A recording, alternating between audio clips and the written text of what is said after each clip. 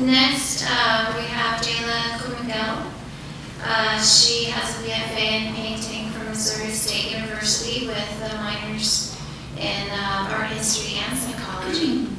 She received 2 scholarships in art and design during her stay there, and her work was exhibited throughout Missouri during and after her academic study in Missouri.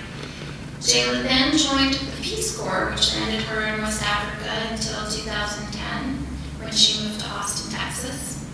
And since her return from the Peace Corps, she began fabricating a body of mixed media artwork that explores themes of independence, identity, and sexuality. She continues to employ elements of design into her work, weaving it and free associations together to create loose, dreamlike narratives. We have 2 of her mixed media paintings here at City Hall this year. Please help me welcome her.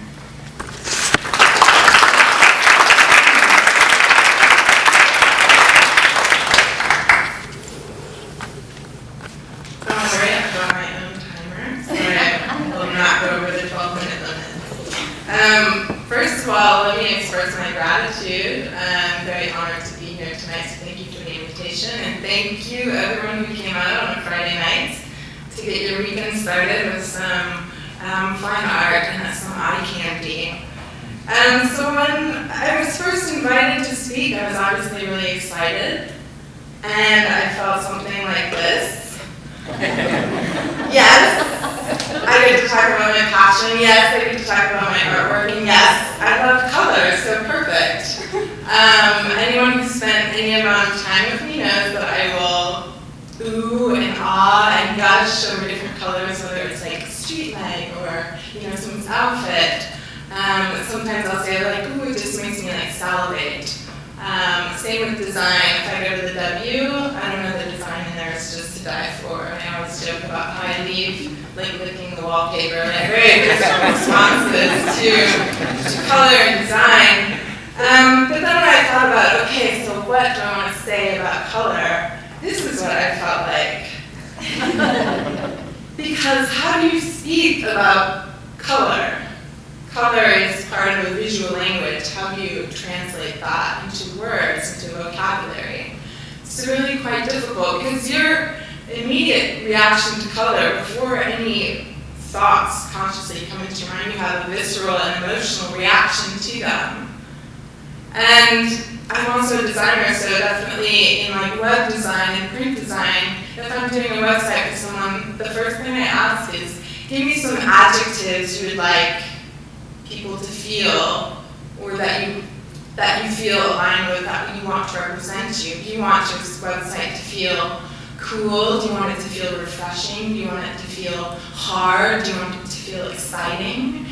Because the first response someone has when you load a website is from the color. It's just like this visual gut response that makes you feel a certain way before you can actually even think about it. So, and I like to remind myself of the story that my mother likes to tell. She says that when I was a child, instead of calling a color by its name, I would call it by my association to food. So for example, which is, I guess, quite telling. But for example, if I saw the color orange, I would say pumpkin. Or if I saw the color brown, I would say that's chocolate. And I think I still do that. Maybe that's why, some colors definitely like make me salivate and make me think of food. But I have 2 words here, and I guess we'll start with those.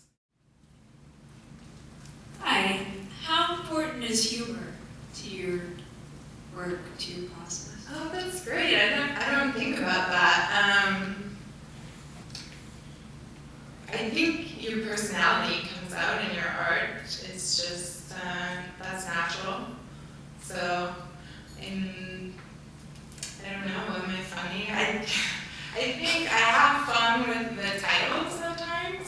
I think the titles for me kind of are always this afterthought. It's always like, I finished the painting, I'm like, yes, awesome, it's perfect, I'm done. I photograph it to document it, I upload it to edit it, put it on my website, and it's always when I'm coming to the point of saving the file that I'm like, I need a name for it.